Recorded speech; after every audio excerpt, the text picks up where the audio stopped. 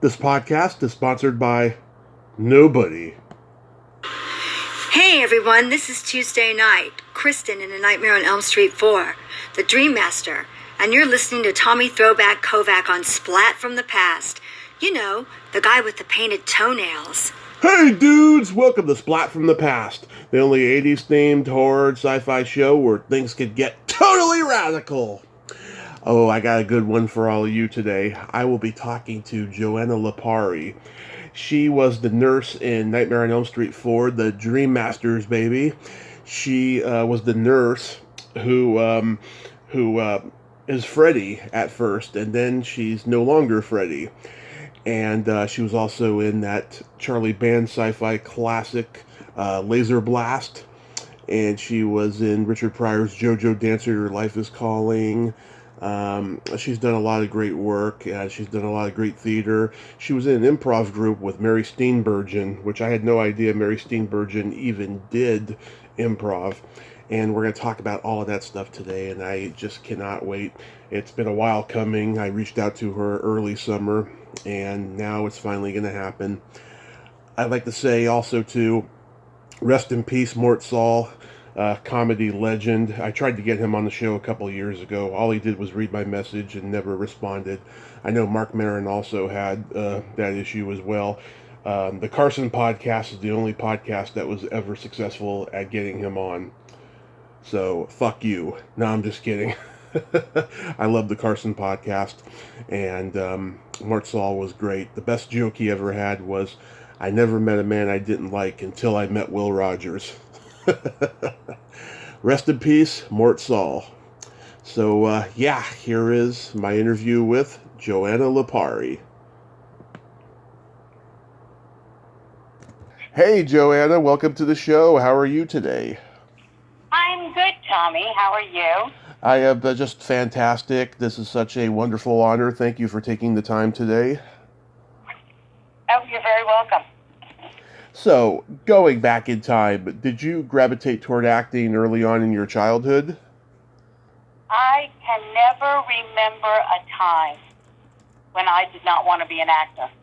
Mm-hmm. I wanted to be an actor. I didn't want to necessarily be famous. I wanted to be an actor. I wanted to play pretend from, when I was a little girl, with my parents, we had a 2-bedroom house. My sister and I shared one bedroom, and in those days, the TV was in the living room. And there was only one living room. No den, no anything. There was a living room, a dining room, a kitchen, 2 bedrooms, and a basement. And my mom would put us to bed, put my sister and I to bed, but she'd leave the door to the living room cracked open a little bit in case my parents could hear us if there was anything wrong. And I remember listening Mm-hmm. to Dragnet that was one of their favorite shows, and they watched it faithfully. Yeah. And I remember listening to Dragnet and Joe Friday, Nothing But the Facts, Ma'am. Yeah. And Harry Morgan playing a sidekick. And I never saw it. I didn't know what the people looked like, the actors, or, I didn't know anything about it. To me, it was a radio play. And Nice. I listened to it, and I was mesmerized, and I later sometimes asked my mom about it, and she said, "Oh, those are actors. Those aren't real people. And you should be asleep." Yeah. Yeah. Well, thanks, Mom. Yeah, that's an adult show. When I put you to sleep, you should go right to sleep. Okay. But, so from that very moment, and when I was really, really young, Mm-hmm. we had a dog, a beagle. My parents got us named Jody, which was the first 2 letters of my name, Joanna, and the first 2 letters of my sister, who was a year older than me, who was Diana. So it was Jodi.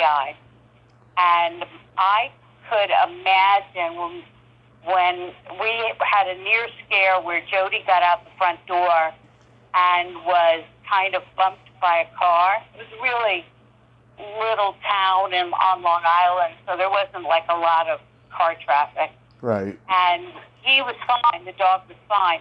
But after that, I discovered that I could go to the front door and imagine my dog getting hit by a car and it would make me cry.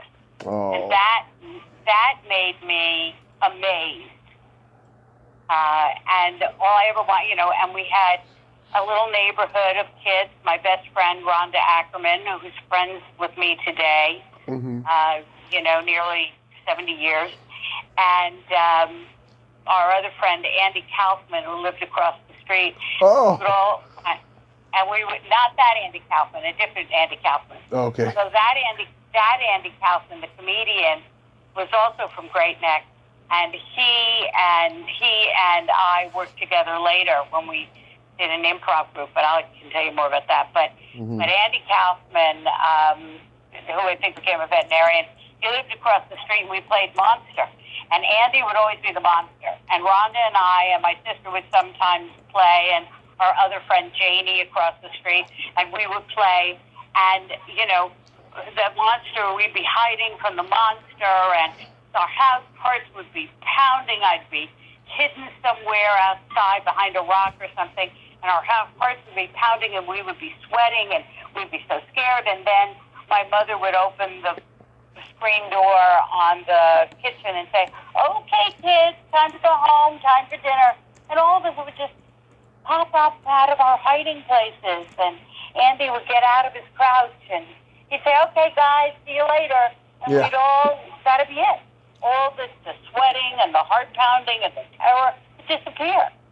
And I realized, wow, that's the power of our heads.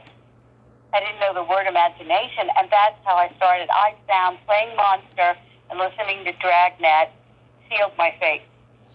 Wow, that is an amazing story. I don't think I've ever met anybody before who listened to the Dragnet radio show and not just watched the TV show, Well, it wasn't the radio show, it was the TV show, but I was in bed. The only thing I could do was hear it. Oh, gotcha. Right. Wow. So for me, it was like that.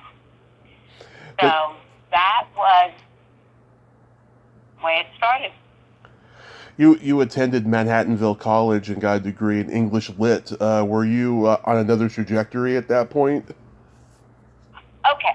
So I attended Manhattanville College. I was originally, my parents were dead set against me being an actor, and all I ever wanted to be is an actor. And the ability for me to use my imagination, like to imagine Jody getting hit by a car, that was like a parlor trick. My friends would say, "Oh, what?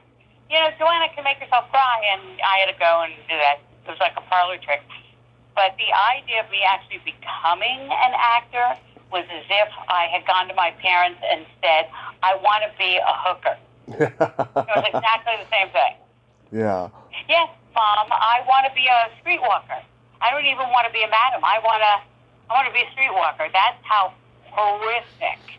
Or if I say, "Hey, maybe I could be a drug addict," it was the same thing to them.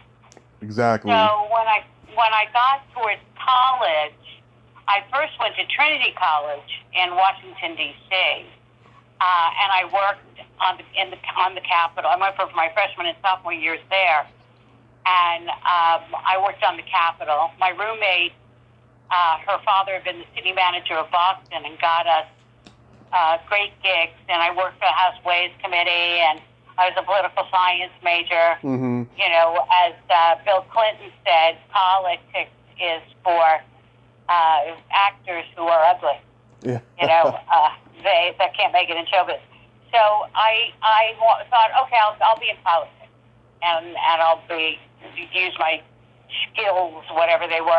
I won some in high school. I won some dramatic oration awards and some drama awards. They had these little competitions between schools and regional, New York State and blah blah blah. And that was okay to my parents if I majored in history and political science.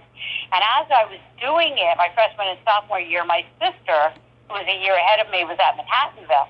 And at the time, I ended up graduating. I graduated from high school in 67 and graduated from college in 71. Right. And at that time, the Ivy League all-men's schools that had no sister schools, like Harvard had Radcliffe, and the University of Pennsylvania had both men and women. Right.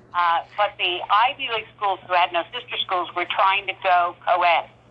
And so I could transfer into Manhattanville College and end up being in this group of women that spent a semester at Princeton, a semester at Yale, and a semester at Dartmouth. And, come on. There were 20 girls and 500 guys in each of these schools. Yeah. So that's what I did. And I transferred to Manhattanville.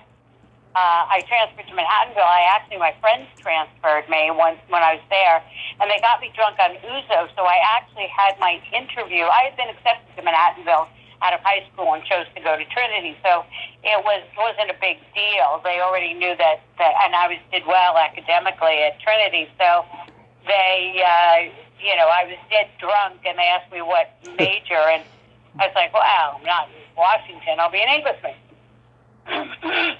Sorry. So I ended up transferring and going to all those schools and being an English major. I don't think I answered your question. What was your question? Oh, were you on the trajectory of something else besides show business because you were studying English lit?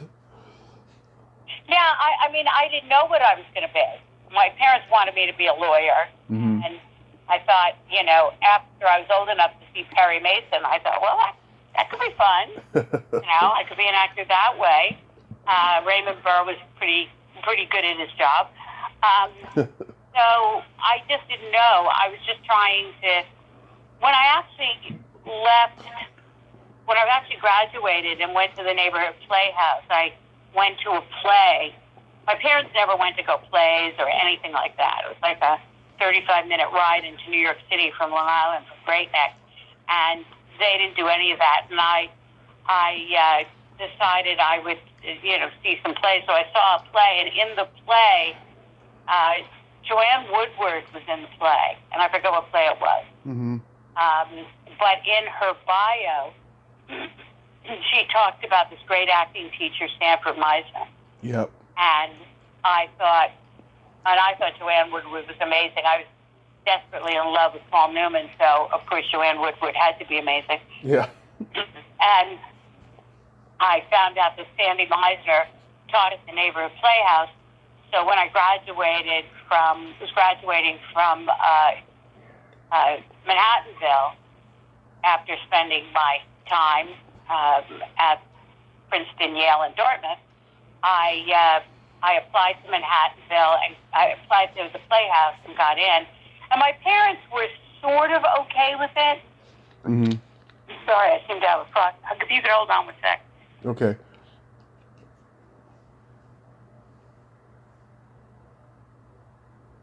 Little frog in my voice there. That's so my okay. parents were kind of okay with it because it was officially school, but they made me pay for it. So I waited tables and was a bartender in New York, and I went to the Playhouse and graduated from there in 1973. And I must say, my English literature, all of the papers I wrote, like I took Russian history, and my paper about Ivan the Terrible was in the form. I wrote a paper called "In Defense of Ivan," as if I was his defense attorney, and it was a court transcript, and I was playing Perry Mason. So all my stuff was always about acting 24/7. It's funny because I ended up being good at a lot of different things. And after acting school, I was working at a law firm, and they trained me. In those days, it wasn't paralegal school, and they trained me as a paralegal. And then they offered to send me to law school. And on the day that I was supposed to take my law board, I got my first job in a Straw Hat Summer Theater in Maine, which is still running, the Arcadia Repertory Company. And I thought, okay, I'm not going to be a lawyer. I'm going to be a low-life actor. And when I did that, my parents disowned me for a year. They said, if you want to be an actor, equivalent of streetwalker, like you would do with Hard Love for somebody who's on drugs and prostitution, right? You do the Hard Love thing and cut them off. Well, still didn't work. So eventually they relented about a year later. But it was pretty tough. It was tough. But that's all I ever wanted to be. For a while, I quit acting for 15 years. I went back. I got a doctoral degree in clinical psychology from Pepperdine University. Mm-hmm. Did a postdoctoral fellowship at UCLA. Did practice chronic headache pain, medical psychology at UCLA. Taught at UCLA and Pepperdine. Had a private practice. And then when my daughter, who was adopted at birth, when I was a royal 47, was old enough to, she was in high school, and her tennis, she was a tennis player. I said, okay, and went back to being an actor, and I still do consultations and stuff as a psychologist, and I wrote for magazines and stuff like that. But basically, the only thing I ever wanted to be was an actor. That's it. I became a writer by default. Right. You don't have writing jobs, you got to do something, so I'd write.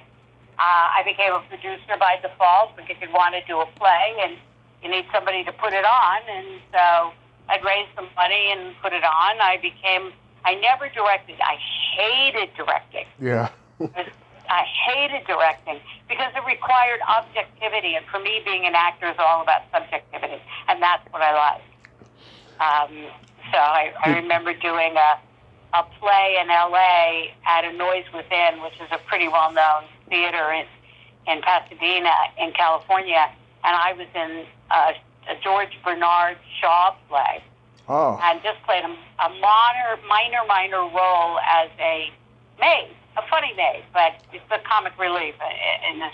But it was like 3 scenes in the whole 3 hours or whatever. And somebody once asked me what the play was about.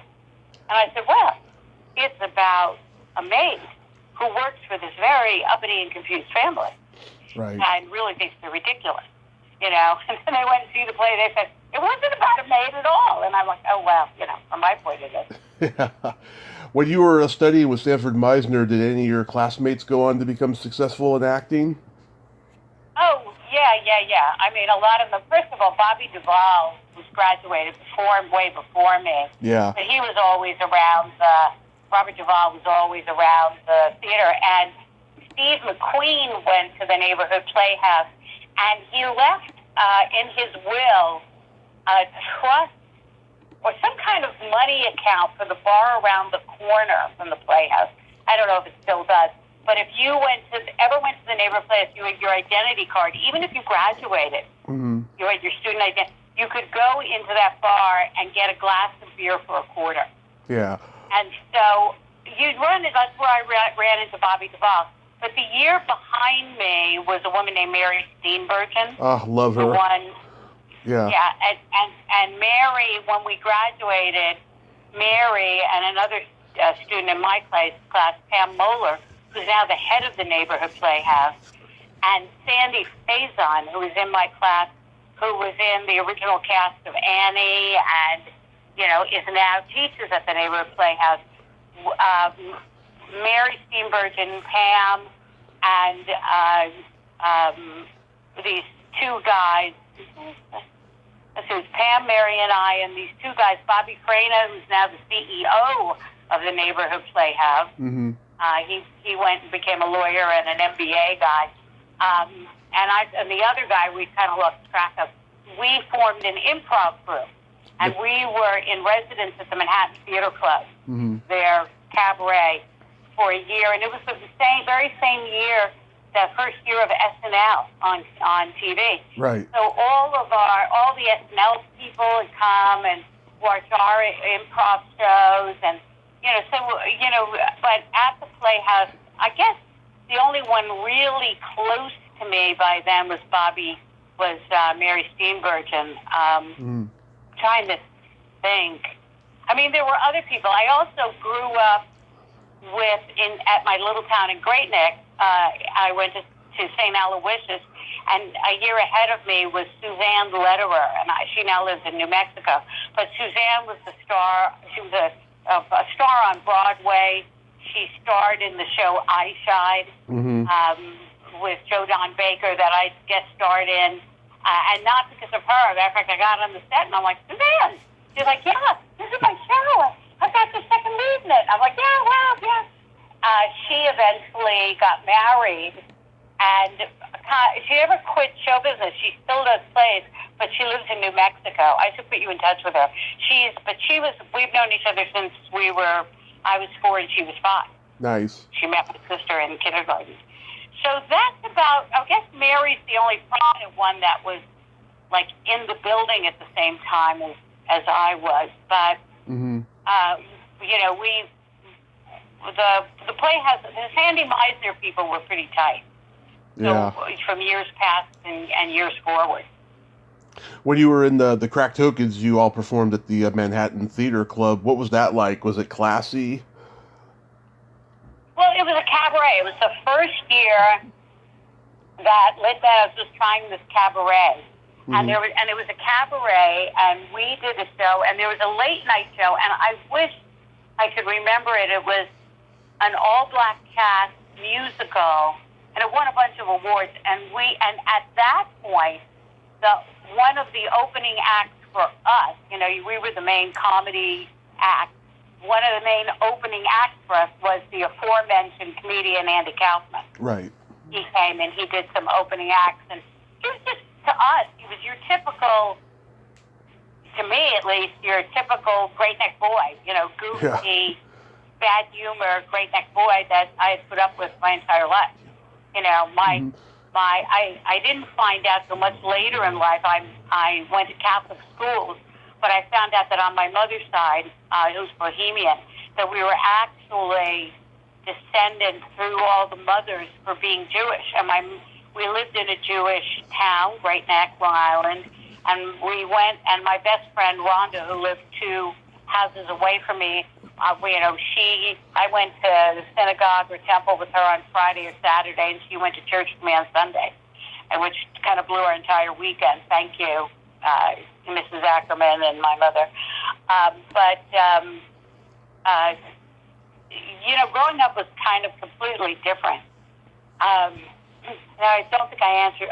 So Manhattan Theater Club was just really coming into its own. It's not where it was now. It was on 73rd Street on the east side.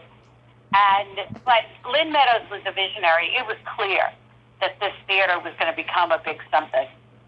And we were thrilled, and we had a blast there for a year. We had an absolute blast. Gilda Radner came to see me do my version of Barbara Walters. We just had a blast. It was difficult. It was exciting. You know, it was everything. And then Mary got this chance to audition, and boop, she was in a movie, and you know, and life changed as we knew it. Leslie Moonves, who was was the former head of CBS. He was one of my scene partners at the Neighborhood Playhouse. He went to the Neighborhood Playhouse with me, and he was in my class. And you know, it was a different era, a different time. It was magic. But we were still starving and waiting tables and, you know, partying all night, and a lot of the guys were driving cabs, and, you know, it was like that. Yeah, it was a magical time. There was no internet. It was a small community. Everyone knew each other. It was just a wonderful time of creativity. You know, with all the people I've talked to who were in New York and LA at that time, it's just like it could never be repeated. Yes, but you know, we fantasize it now. We forget about the fact that, you know, once Hair came out, and then this other one came out, I forget what it's called, that was a completely naked show. Everybody, it was all about, like, showing your boobs, and, you know, people... Oh, Calcutta? They romanticized how great it was, but in actuality, it was pretty abusive. You know, it was tough, and it was pretty abusive, and you did all know each other, but if you pissed one person off, it rippled throughout the community, and, you know, so it was like living in a cult in a way. So, yeah, there was security, and it was fun, and there was creativity, but there was very little actual freedom. It was like pretend freedom. So I find when I came back to acting after being a psychologist, and I came back in 2010, I found it much more creative it took me a while. It took me a while to worm my way back into a career again because, 15 years had passed. But I had some friends of mine, like one of them, Meg Lieberman, who's senior VP of casting at CBS, had cast me back in the day in the Days and Nights of Molly Dodd and other TV shows. And she was now a VP of casting. She helped me get my manager and, hook me up. And she hooked me up with Rogue Machine Theater in L.A., and the Pacific Repertory Theater. Rogue Machine grew out of Pacific Repertory Theater, but Rogue Machine Theater did only original plays. Right. And it's had great success. I mean, 2 movies out now, One Night in Miami and A Small Engine Repair, started as plays at Rogue Machine Theater. I did an original play called Lucas Room that got me back on the radar for casting people. And I found it to actually be a much more creative environment than it was when I started out in New York those many years ago. Because, because of the internet and social media, people keeping in touch with each other, and you didn't have to, take your shirt off to get a job. People don't realize how the rules when I was coming up in the 70s, how abusive the rules were. Yeah. Women, especially, and still are. Yeah. And although I have great sympathy for the beautiful girls who, were prey to Harvey Weinstein, the Gwyneth Paltrow, I have sympathy, as Maya Bialik pointed out. She was a kind of homely girl, so nobody bothered with her. And, it was very hard for her to get work. So, I have a different sense of, the politics of then had acceptable behavior for men and women that's different than now. And to blame men back then for something that we don't approve of now is a little bit ridiculous. But I was a big, ardent participant in the women's rights movement. I had at my college dormitory room, I had a picture, the women's symbol with a fist in the center. and I still believe that. I write on that and I believe in that. But I also think that, what men and women accepted as just that's how it is pretty much, and it was kind of crappy. I got this job once at this company that sold business directories, which I think has since gone out of business. But they offered for any employee, they had a competition of what you could improve on the company to get $100. And it had the competition for 1 month, for every month. And every month I submitted a proposal, never got picked, never got picked. And this guy, this Greek gay guy, who was kind of flamboyant, who was brilliant, but it never advanced beyond middle management because it was gay. Yeah. I said to me, look, I may be gay and a man, but I got more points than you do. I'll prove it to you. Let me resubmit your proposals. And under his name, they won. Wow. And he happily brought me the check for $100. And so that's just the way it was. Yeah. And, it's still the way it is, my favorite term is mansplaining, and it happens all the time. So I don't really have, I appreciate the things that were fun in the old days, but I don't miss them. Yeah. You don't miss the bullshit.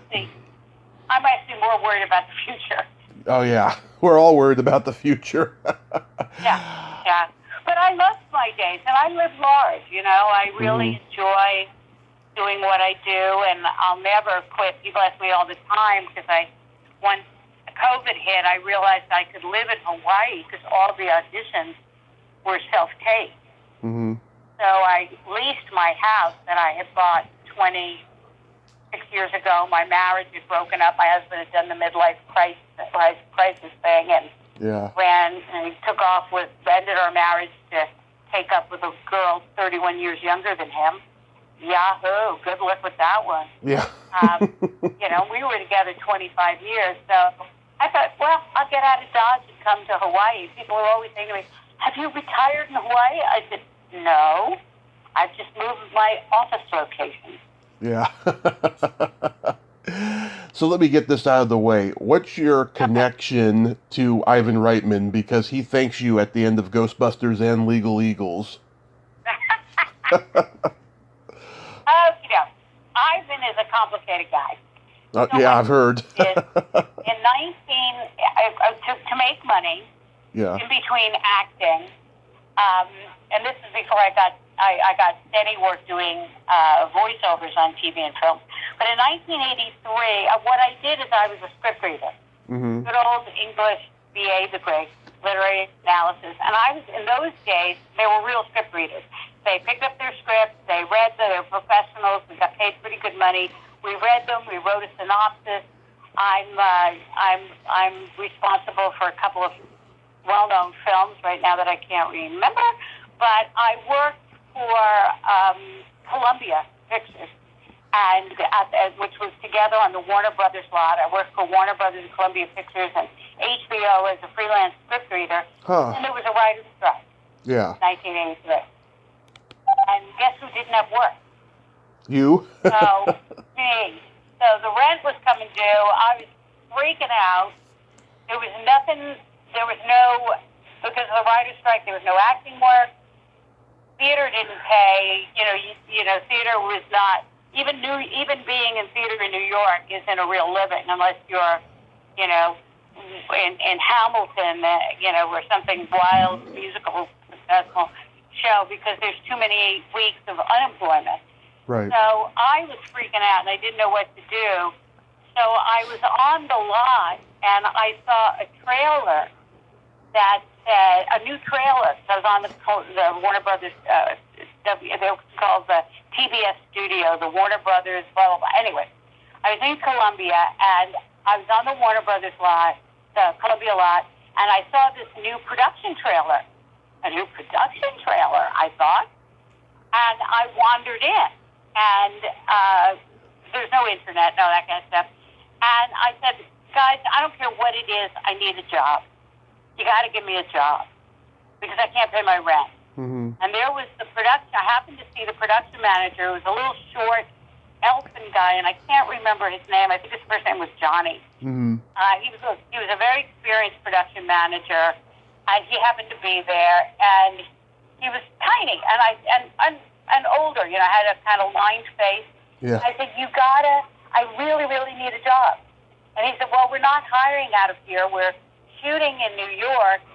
And so I would normally try and give you a job as a PA or something, but I don't have anything. And then kind of valiantly, he said, but if you show up at the production trailer in New York, I'll hire you as a PA in New York. And he said, we're starting filming it was the fall of 83. And I went home. I didn't know what to do. I got somebody to lease my apartment, and I got an airplane ticket. I obviously had a lot of friends in New York, one of whom was a woman named Barbara Banavolio, who's since retired. But she was, at the time, the assistant in the motion picture department in the mayor's office. Actually, as a matter of fact, JFK Jr., John Kennedy, was one of her two assistants, getting her coffee in the morning. And I called up Barb and I said, can I stay on, or 31, can I stay on your couch? And she said, sure. So I came out. I didn't even have a warm coat. It was October, November in New York, and I doubled up on coats and everything, and I worked as a PA, and the New York PAs weren't happy with me, and I always was, stashed, blocks away from the action, guarding the wardrobe trailer, Right. as if I, at 5'2", and in those days, 120 pounds, could guard a wardrobe trailer that had a 6'2", 200-pound Teamster sitting in the cab of the trailer, It was ridiculous. But I did that, and eventually when they were filming in the Central Park West building, which was the building that was the main building where they lived, where Sigourney Weaver's character lived on Central Park, and they were doubling and building at the end of the movie the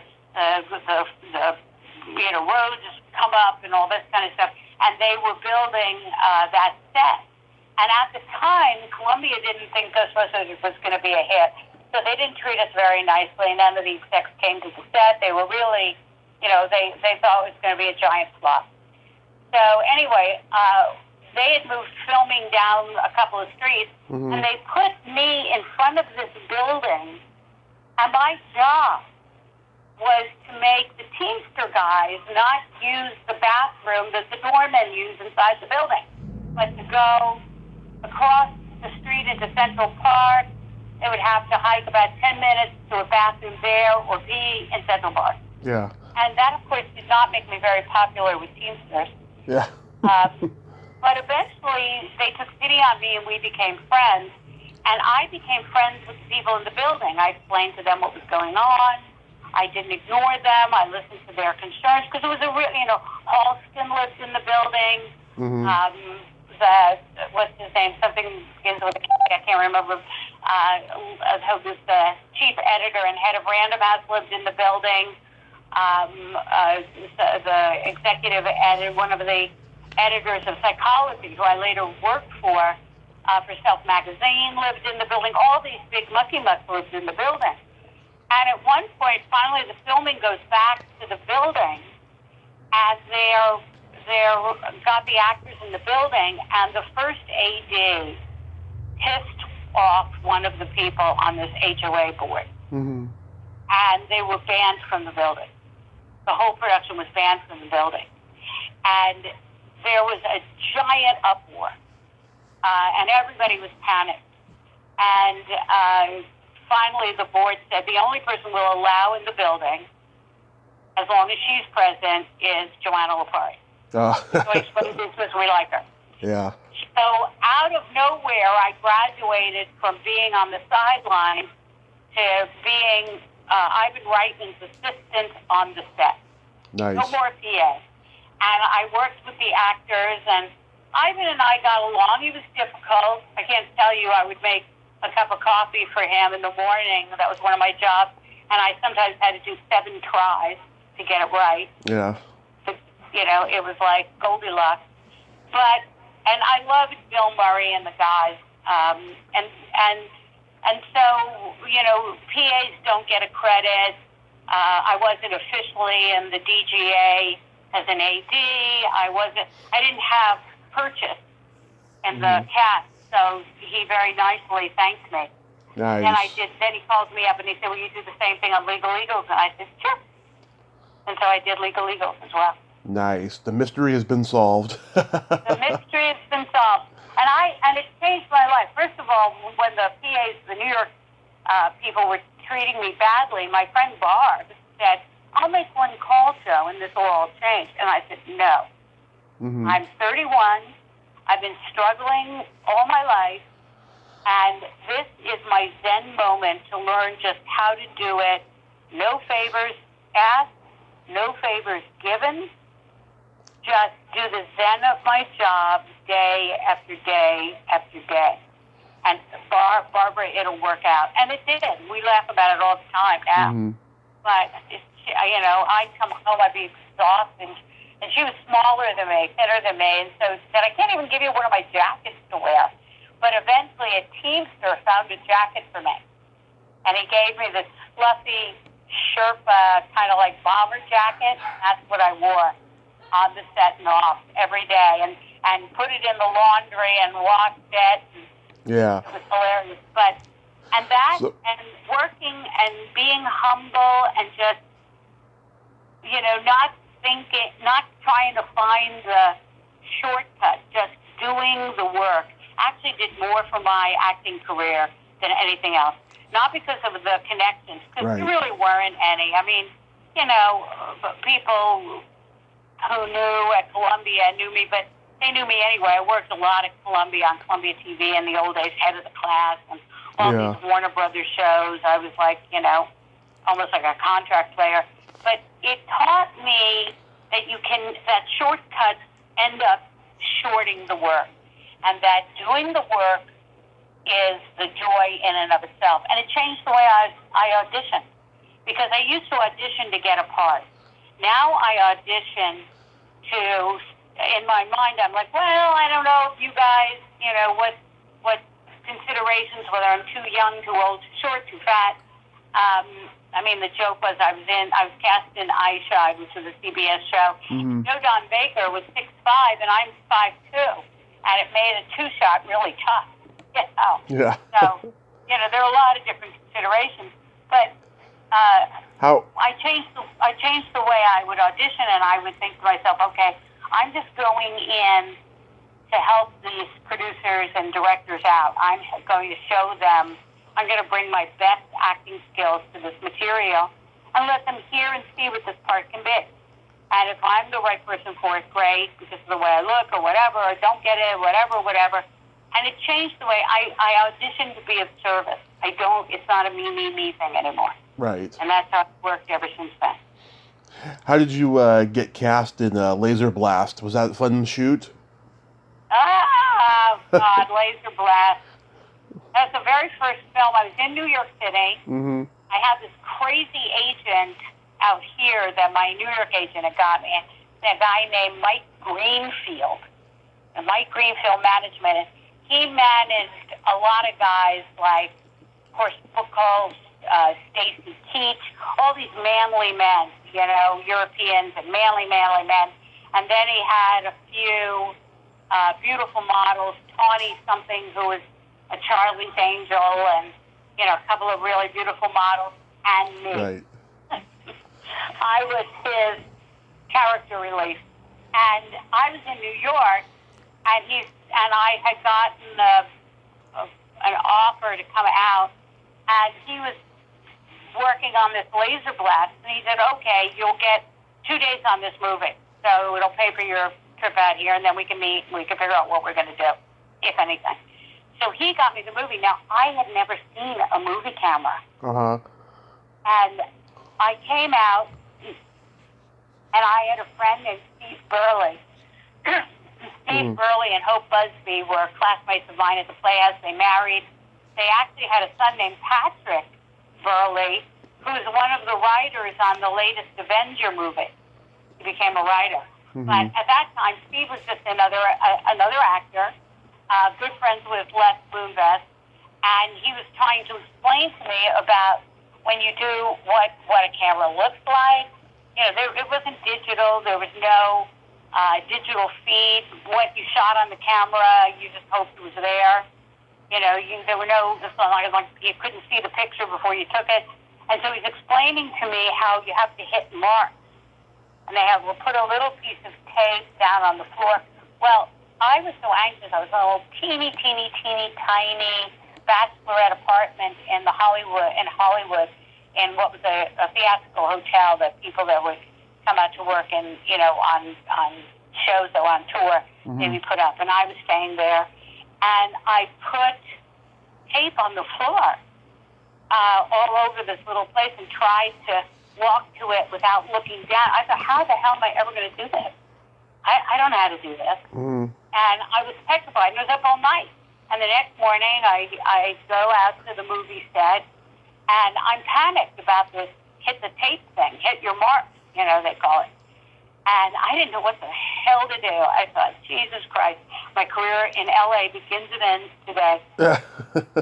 Except the first scene they shot for almost the entire day was Franny sitting in a chair outside the sheriff's office. Right. I got to watch other people try and hit their mark. So I survived the first day, and I said, okay, I got this. And I did have it, and that's how I ended up in Laserblast. And what's interesting about Laserblast, for anybody who looks at it, is that the Italian guys who did designed the alien, they're the grandparents of E.T. They later went on to design E.T. So when you look at Laserblast and you think of like, you know, those ancestries, the Neanderthals, right? You know, how much do we look like the Neanderthals? Well, watch Laserblast because that's the Neanderthal version of what is later becomes E.T. I did notice that, actually. I was like, he's very similar to E.T. Yes, years before E.T. was made. Yeah, it's so interesting. Yeah, you play the outcast girl who throws a pool party. I can relate. Right. I've thrown a lot of birthday parties where very few people showed. Didn't we all? That's why it was such a good scene. Because we've all thrown, well, I didn't have any pool parties. Matter of fact, I'm now trying to build a pool on my property here in Hawaii, because I've always dreamed about having a pool, you know, the Hollywood dream of getting up in the morning and taking a swim and seeing and sitting in the hot tub. I'm going to make that happen. As I said, I live large, so I always have my bucket list ready.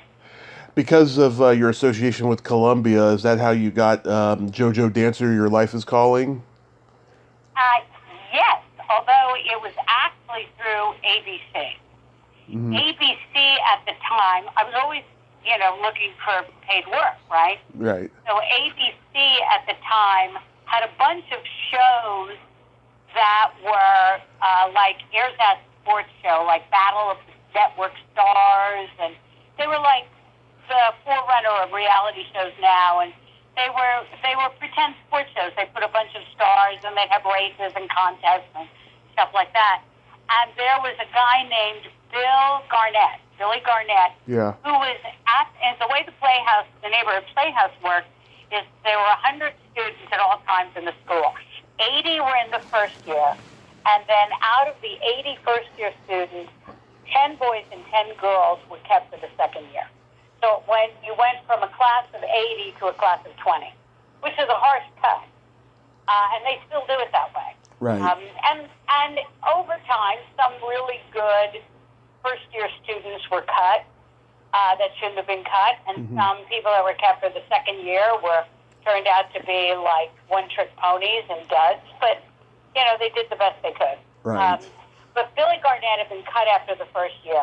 And he went on to become a very successful, he was big into sports producer, and then producer for these Airzats shows. And they were doing one of the shows, and I worked for him on the set as a segment producer. I'd wrangle some of these stars and blah, blah, blah, various jobs, and we shoot usually in San Diego, and it was good money, and, you know, I was always trying to pay the rent.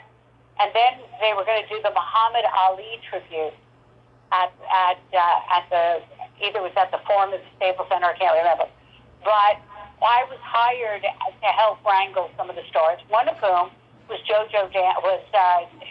Pryor, Richard Pryor. It was during his time when he was really deep into his drug addiction. Yeah. It was before he burned himself, but he was deep into his drug addiction. Right. And I showed up to get him to film and knocked on his dressing room door.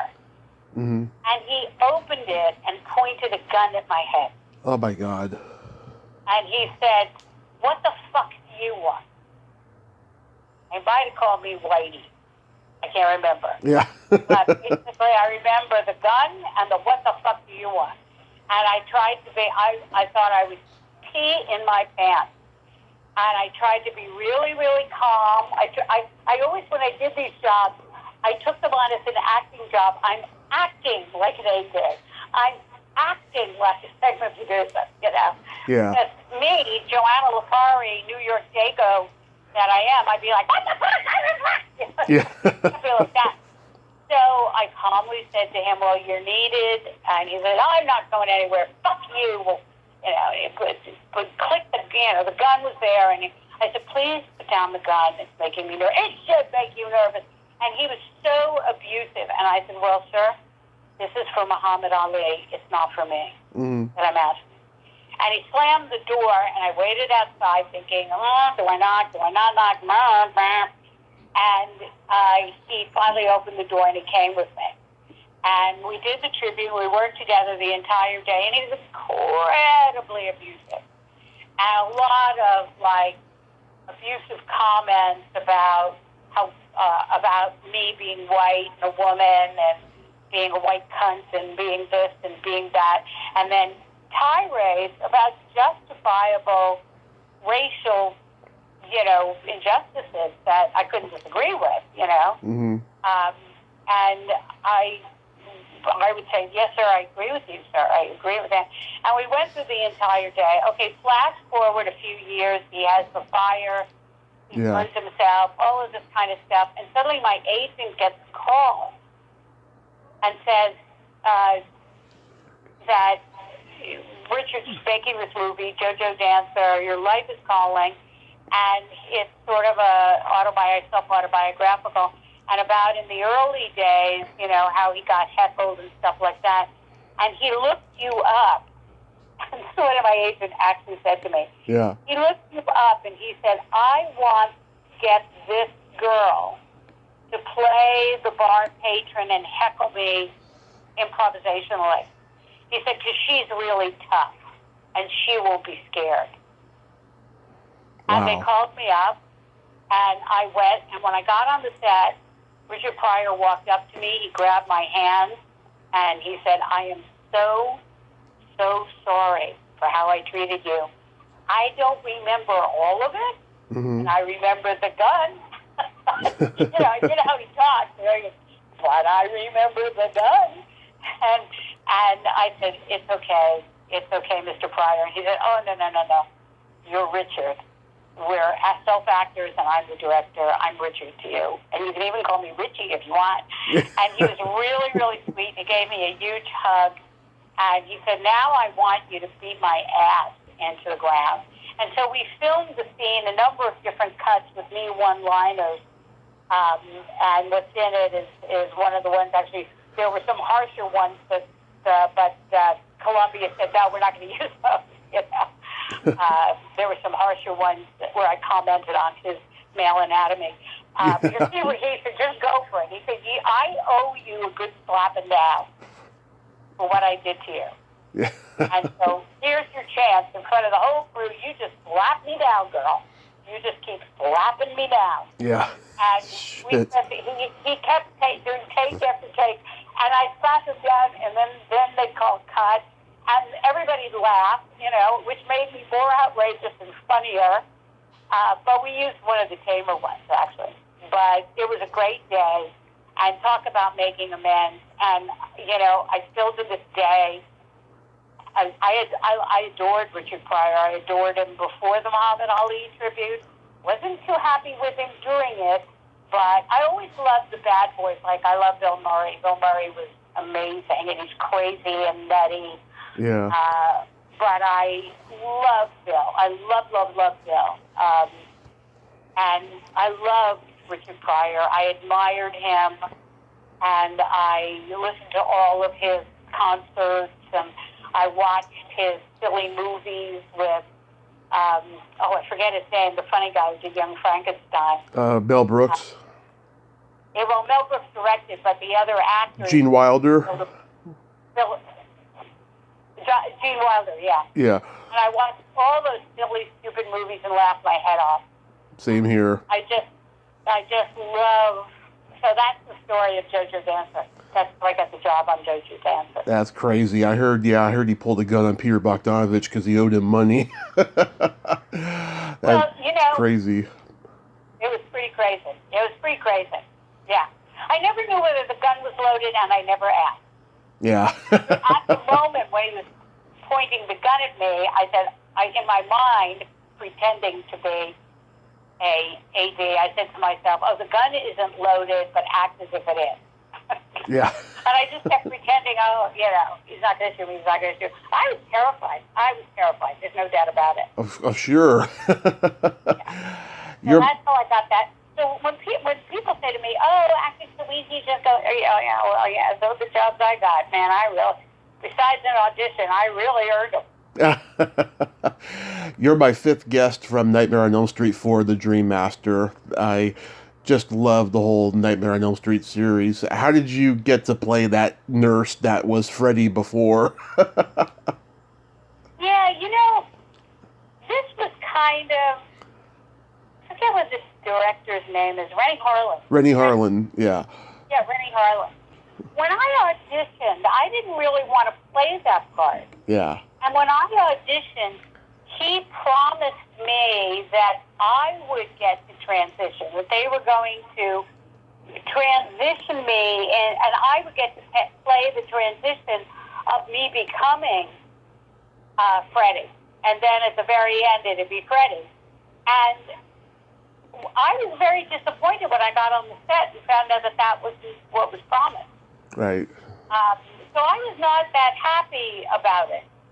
But, you know, I talked to my manager, my agent. I almost left the set because of it, because it wasn't what they had hired me to do. Right. And, you know, there are two lessons here. Number one is I shouldn't have been so snooty. What kind of career did I have to make demands, number one? Mm-hmm. And I think, you know, I was sometimes a little too, and in the idea of B2, there's a little too uppityness that women would get not hired again, you know?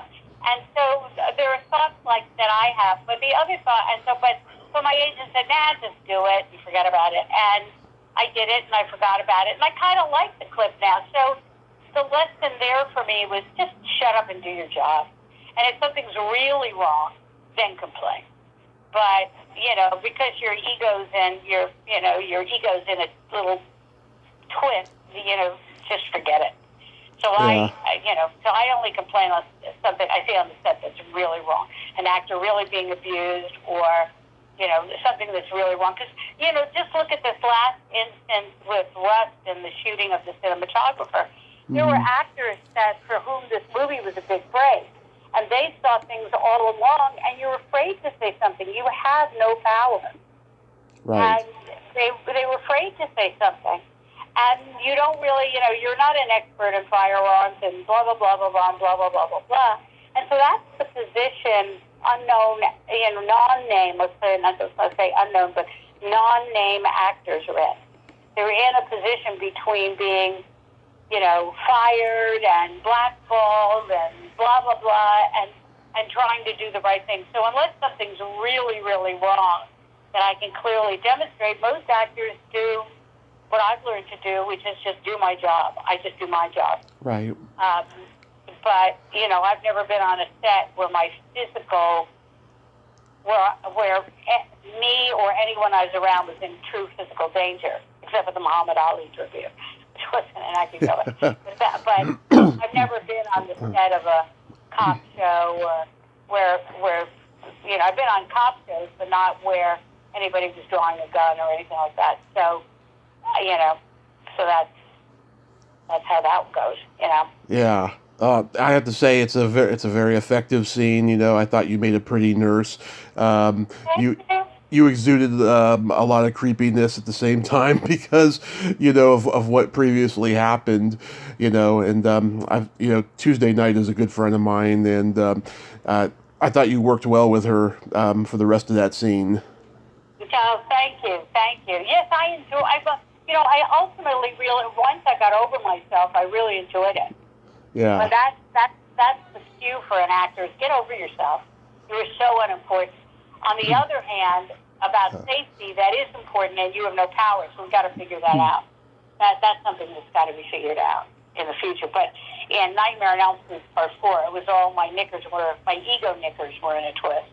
And that's not okay. And that gave me a good lesson, which is, by the way, why later on, when I got a chance to do Ghostbusters, and, you know, learn to suck it up with my ego, put my ego aside, that was one of the lessons I was trying to learn. Right. You were also in an episode of China Beach that Diane Keaton directed. How was that? Well, first of all, anybody who doesn't love Diane Keaton isn't a true human being. They should be tested for alien status. She's amazing. Now, what's funny about it is that up until doing that I was known as a comedy actress, head of the class, you know. Yeah. Tonight the Mom was done. I was known for big spit takes and subtle eyebrow raised humor, and worked doing a lot of comedy, and was known as a comedic actress. And Diane Keaton knew of me through some comedy stuff I had done, and obviously she's a brilliant comedy actress. And when I went into audition, she said, how would you like, this is a completely non-comedic role. I was like, great. So I did it. She cast me. She was fabulous. I had a great time. Dana Delaney was fantastic. I loved the show. It was a John Wells show, I think. And I loved the show. And, I had a great time. And I was never cast in a comedy after that. I became known as a dramatic actress. People really saw that clip because a lot of people saw Diane Keaton, because she was getting more work as a director. Mm-hmm. And I never was hired in comedy. I mean, I was hired for Murphy Brown for they never filmed them because different things happened. As the secretary, I got hired for a couple of things that never actually ended up filming, or something happened to it or whatever. But basically, after that, I wasn't known as a half-hour comedy actress. I was known as an hour-long drama actress. Okay. But you were also in Honeymoon in Vegas. Right. Now, Honeymoon in Vegas is interesting. Honeymoon in Vegas is interesting because back in the day, I eventually became a long-distance runner. That's another whole story. I had back surgery. I couldn't walk. I was paralyzed. I was told I'd never really walk, and I wouldn't walk without a limp. And I said, fuck that. And the orthopedic surgeon, it was during the Olympics, and I didn't have any money. And he said, well, you can go to physical therapy, and you can come every day from 9 to 6, and I won't charge you, but one hour session a week. So I said, okay. So I eventually became a long-distance runner. I started walking. I walked better. I did it all through the Olympics. I started running a little bit, and I eventually became a runner and joined the running group. That was called the Flying Squirrels. And in the Flying Squirrels were such luminaries as Frank Marshall and Kathy Kennedy and a casting director named Ron Fenton. And Ron called me up. One day we were running. We ran every Saturday. We ran 6 to 8 miles in Santa Monica in the hills. It was a really tough run. And then afterwards, we would have breakfast together. And Graham Yost, my friend who I met on Ghostbusters, he was a writer. Now he's a big TV producer. He also wrote Speed. When he came out from New York, he and I became friends. We got him into the running group. And one day at breakfast, Ron Fenton says to me, hey, I've got this funny little comedy part. It needs to be really dry and funny. And we had some auditions, and I forget the guy's name was the director. He said, they're not really crazy about anybody. You want to come in, and you want to just come and do the part. I'll just tell them you're going to do the part. And I said, without even auditioning? He goes, yeah, because they don't really like that they're auditioning anyway, and they got to film it because, it's on the schedule, and we only have LAX for a certain number of days. He said, and if they hate you, then you don't worry about it. He said, but they're not going to hate you. So that's how I got the part. So I went in and I shot it and did it with Nicolas Cage and Ben Stein. Mm-hmm. And I liked the part because it was just what we all experienced, right? Right. When we're online and there's someone, you're online to get food and someone thinks, well, can I please have that pastrami? I don't want any mustard. But could you swap out the Swiss cheese for, so what other kind of cheeses do you have? Oh, I don't eat that kind of bread. Don't you have gluten-free? And you're there at Zabar's waiting for your frickin' sandwich in New York, and you're like ready to go up to the front of the line and strangle the person. And I thought, I know exactly what this is like. And so it was a delightful. I had a great fun.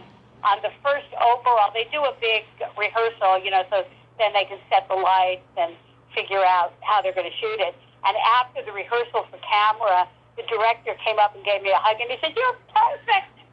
Why didn't we see you in auditions? And Ron Fenton, who was there that day, said, well, because you wanted these people. But Ron was an amazing casting director, and he passed away last year. And we were good. We were in the running group for decades. In this running group, had a blast. The Flying Squirrel. Nice. So now that you're back in the show business game, after the psychology thing, do you have any upcoming projects? Well, interestingly enough, and I'm all for diversity, let me first say that. Mm-hmm. But because people think that because there's so much streaming going on, that more actors are being hired. Actually, it's less actors being hired. Right. Because what happens is the studio or the network or the streaming network, they want actors who either are familiar to audiences, if not known by name. Then I'm also dealing with being a woman over 50 and being a white woman. What people don't realize, and I think it's really awful, is that even the diversity statistics we get are really phony, because the way they count a diversity statistic is they'll have a part for a woman over 50. So they can mark on their diversity survey, check for a woman, check over 50, and then if they cast it non-white, they can hit another check. But they still are lead roles. They still are big roles. And so when you turn on TV, you'll see how many, guest stars or co-stars are people that are non-white. But it's not really diversity. But it does make it tough for somebody. And as I said, I'm all for diversity. If I never work again, because all the roles I normally would get would go to non-white people, I'm fine with that. Yeah. I'm fine with it. But what happens is I won't even get a call for an audition. And my manager will be told she's probably not going to get it because they'll probably cast non-white. And if they do cast white, they want a familiar face or a name.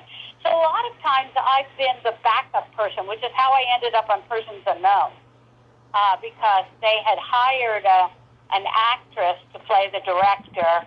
They were filming in Mexico, and at the last minute, her deal fell through, and I was their backup choice. I was their non-famous backup choice. Mm-hmm. And so that's how I got the part, because her deal fell through, but locations are, demanding, things. You got to film, so you got to go. So that's how I got that. Now, this past year, God love John Levy, the casting director. He cast me in the pilot of ER, right, where I got to introduce the George Clooney character. Mm-hmm. And that, and he cast me in a bunch of, I think he even cast me in Head of the Class back in the day. Yeah. And he had me in for 5. Count of 5. He had me self-tape for a bunch of auditions in this one last season of Shameless. Right. Hello, Joanna? Hello? Joanna? Yeah. Can you hear me? I can hear you. Okay. Did you miss any of it, or? I don't know. It's okay. Go ahead. Well, I'll just tell you that. So, okay. Don Levy had me coming in for 5 different auditions right. last season yes. of Shameless, and I still didn't get one of them. 5 in one season. 5 auditions, and that's just the way it is. I don't know what the reasons are. Can you still hear me? Yeah, I can hear you. Okay. I don't know what the reasons are. I don't know any of that stuff. But that, I didn't get them. But thanks John Levy for keep asking me back, because every audition is an acting class. Every audition, is your opportunity to act under stressful conditions. Especially with self-taping, they're less stressful than being in the room. I did an audition for a show that only lasted one season called Apartment JKL. It was a half-hour comedy. Right. And Meg Lieberman was the executive. And I went to audition for the producers. I was there with Mimi Rogers was auditioning, and I forget her name from Taxi, the redhead from Taxi. Mary Lou Henner. Mary Lou Henner, and myself. And not one of the three of us got it, because what we didn't know is while we were doing our producer's audition, they were finalizing a deal for Linda Lavin. Yeah. It was an audition. So eventually got the role. I will tell you, though, that this is what makes auditioning the best. I did my audition, and I knew as I was in the room with the star, who was married also to the writer-producer. And after I finished, I knew it was going to be a great audition, which, by the way, if anybody tells you in the audition room that it was a great audition, you ain't getting the part. Because if you have a chance of getting the part, they look at deer in the head. If you know it's a good audition and they give you the deer in the headlights look, that means you have a really good chance of nailing this part. If they tell you how good your audition is and you felt the audition was good, then for some other outside reason, you're not getting the part. And so I knew it. But as I was leaving, the writer, producer, stopped me, and I turned around, and she said to me the following. She said, your audition, the way you did this part, the way you delivered each line is exactly the way I heard it in my head when I wrote it. And that has never, ever happened to me before. Wow. And I just need you to know that. And I was like, yep, not getting this audition. Thank you very much. Hanging up. And then, of course, Meg Lieberman called me and said, Joe, we just finished the deal with Linda Lavin. You ain't getting this one. I'm like, okay. But again, I knew that if something happened, so there are things I'm close to, and my job isn't to get the job. My job is to do the work. Getting the job has nothing to do with me, frankly. What people think of me is none of my business. Yeah.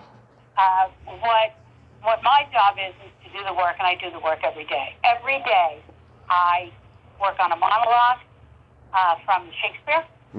I work on read a play and then read to myself. I'm now doing. I had a big career in voiceover. I'm now, just because it's part of being an actor, I've been starting to do narration for audiobooks. Right. As a way, to bring in money, but also to keep acting. And every day I write, and I do what they call performing the story. They're on Zoom performances that we've been doing since COVID, and they're all original stories. People can find it on Facebook if they look up for my actor page for Joanna Lipari. If they look at my YouTube channel, just write in Joanna Lipari, or my website, joannalipari.com. Yeah. My one-woman show that I had debuted actually here in Hawaii, and was planning a tour, and then COVID hit, but I'm waiting to bring that back, called Activities of Daily Living. And so, my job that's my job. My job, nobody asked me to be an actress. The universe doesn't care if I'm an actress or a writer. By the way, I don't call myself an actress. I call myself an actor. I don't call myself a writeress. So I'm an actor-writer. But nobody asked me to be an actor. This is what I chose. This is what I love. Right. And luckily, over the years, I've made a living at it. But nobody asked me. So that's my job. My job is I get the chance to follow my passion, and those come with responsibilities. To keep my craft new, fresh, to continue soul-searching my business etiquette, my mindset, my relationships with others, my artistic creativity. And that's my job. And I'll do it until they put me in the ground. Or cremate me, as I think I'll opt out. So I haven't decided. Good for you. I saw those naked pictures on your website for the wearing a mask. Yes, the masks are beautiful. Well, in Lucas' room, you should go. People should go to medium.com and look me up. There's a story I wrote, and it, by the way, has a first headshot, one of my first professional headshots in LA when I came to LA. But the story is called "This Clone Ain't Taking Your Shit Anymore." It's a 5-minute read, and It's really funny. But I decided, I had a lot of scars. I've had my hips replaced. I had back surgery. You know, I'm overweight. I'm old. I'm all those things. And I thought, why? And you're always like, I'm covering up my arms because, frankly, when I wave my bare arm goodbye to somebody, my arm doesn't stop for 10 minutes after I stop. So, you know. That's good. It's a tough road to hoe. You know what I mean? Yeah. So, you know, and I had a lot of body shaming as I got older, and even when I was younger, I had a good body. It was always like my tits are too big, my waist not small enough, my blah, blah, blah, my this, my that. I wish I would have. And finally I just said, oh, the hell with it. And I am not going to let it happen anymore. And so once that happened, nudity became easy for me. I don't give a fuck. Yeah. So this is who I am. Look at my body. It's pretty, it's ugly, it's shocking. It'll probably stop you from eating breakfast. You know, this is what it is. And this is mine. This is the shell I carry around. My spirit, my talent, my thoughts are all inside this casing. And I'm not hiding it. So when the mask thing became such an issue, now when you put them up on public media, I edit them, so no private parts are there. But I just said, the hell with it. I'm putting it out there. Because it sometimes, especially some of the totally nude ones, they're shocking. Right. They're a little shocking. And they're a little pretty ugly. You know what I mean? They're pretty because the lighting's pretty. And the photographer, Jeff Lorch, is a fabulous actor as well. He's a member of Rogue Machine Theater. Anybody, LORCH, if anybody wants to check him out, Jeff Lorch Photography. I'm always happy to plug him. He's just an amazing, amazing photographer. And I know him as an actor. So, you know, and after a while, like I had a robe and I put it on and a little blanket. But afterwards, I got, fuck it. We just would go from part to part in my backyard in Santa Monica and shoot. And it was just like, never mind. I don't need the robe. Let me sit up here. Let me sit up there. And, you know, and after a while, it was like, oh, Joanna's naked. Who gives a shit? You know, and, you know, as I said to them, before we eat lunch, let me put my robe on. You know, so we you know, I can sit down and I can enjoy it, and you can enjoy it. But I also enjoy the shock factor of some of those things. Mm-hmm. So, and I thought, and it did make an impact. Unfortunately, not in the part of the country that it needed to make more of an impact, but. Yeah, I won't lie, Joanna. I was turned on when I saw them. I love you, Tommy Kovac. I love you. Oh, very happy. Thank you. I'm very happy you're doing this, and I'm sorry it took us a few tries to get it going. Yeah. Oh, it's very happy you're doing this, and it gives actors an opportunity to talk about who they are and what they think. And actors are different. Some are like, you know, I don't think about acting until I get an audition. I have one friend of mine who's a brilliant actor who literally goes day to day, doesn't do a damn thing about his acting until he gets an audition and then panics. You know, goes into acting audition mode for like 24 hours up until the second of his audition. He's like rereading Sandy Meisner's book and Uta Hagen, Respect for Acting, and he's pouring the script and he's doing all that. You know, if you did it a little bit every day, it wouldn't be, that's my process. Okay, that's the process. And then there's a fabulous, fabulous actor who works all the time. Mm-hmm. You should actually interview him. His name is Alex Fernandez. Mm-hmm. Alex went to school in, you know, the big art school up in San Francisco, big acting school, the ACT. Mm-hmm. And when he was there, he discovered that, you know, if you direct yourself in a play, it looks like a vanity production. So he came up with the directorial name, Guillermo Cienfuegos. And he directs as Guillermo Cienfuegos, and he acts as Alex Fernandez. Nice. And he and I were in Lucas' room together at Rogue Machine, and he's directed me in some stuff, and we're good friends. And I always tell him, I think I like Guillermo better than Alex. I think Guillermo's warmer and more concerned about other people. Alex is a self-serving actor, and we laugh about it all the time. You should actually interview him. He's amazing. You'll see he's got credits a mile long, and some other people. Okay, cool. Always email you some people's names. I've talked to so many amazing journeyman actors. It's not even funny. I'll tell you. I just love hearing their stories because they got better stories than stars do. I get really bored sometimes talking to stars because they give you one-word answers and they're very protective. But journeyman actors are amazing. Well, we don't have anything to protect. Nobody's writing profiles of us. Yeah. If I say, fuck you, Tommy, it's not going to show up the next day on Twitter. Right. So I had to fuck you to a reporter. You know what I mean? Right. Nobody cares. Right. So. So really quickly, before I get to my next interview, so how did your most recent surgery go? Because I remember you posting it.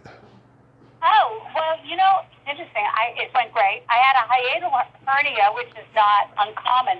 But what is uncommon is that food was slipping into the gap in the hiatal hernia pouch and created its own pouch. And that's what had to be adjusted. It wasn't just a lot of hiatal hernias treated like with acid reflux.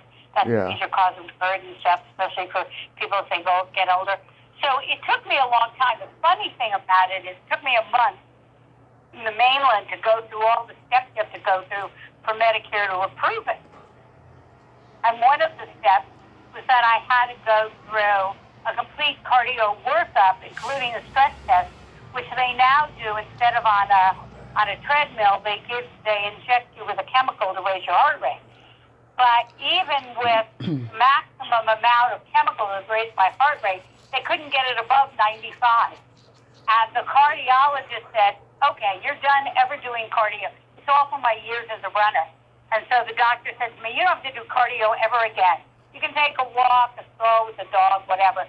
But now what your mission to do is to just build lean muscle mass for the rest of your life. So I kind of liked my cardio because I knew how to do it for so many years. And now instead I'm doing fucking deep knee squats and lifting weights and doing planks. Can I talk about planks? Yeah, go ahead. Were invented by aliens. Planks were not invented by human beings. Planks were invented by babies. Babies naturally do planks. Babies are not for somebody who, in the hospital, turns 72 years old. Yeah. That's what I do every morning. I'm doing planks, and I'm great. I'm in great shape. I never felt better. It's interesting, once they fixed the pouch thing, I had no more stomach pain, and, you forget what pain you have until you get rid of it, right? Mm-hmm. Because it's just there, an ever-present thing, like my bad hip. When I woke up after hip surgery, it was a relief. The pain from the surgery was a relief to what I had been experiencing. So, right. I'm in good stead. I'm right now staring out at the beautiful ocean from my lanai. Let's see if you can hear them. You'll hear I got baby goats. They were 2 days old. They're now a week old. Hi, girls. Hello, girls. What are you doing? Can you say hi to Tommy? Go say hi to Tommy. Hi. You gotta say hi to Tommy. Now they're named Bach. You'll hear them bleat in a minute because I went inside. Yeah. They're named Bach and Tiare. When I was in Santa Monica, I didn't know anything about NFL football. Yeah. And I was in Santa Monica Dog Park, and this really buff big guy comes into the park with this teeny weeny dog to play with my dog, who, by the way, has over 34,000 followers on TikTok. Go figure.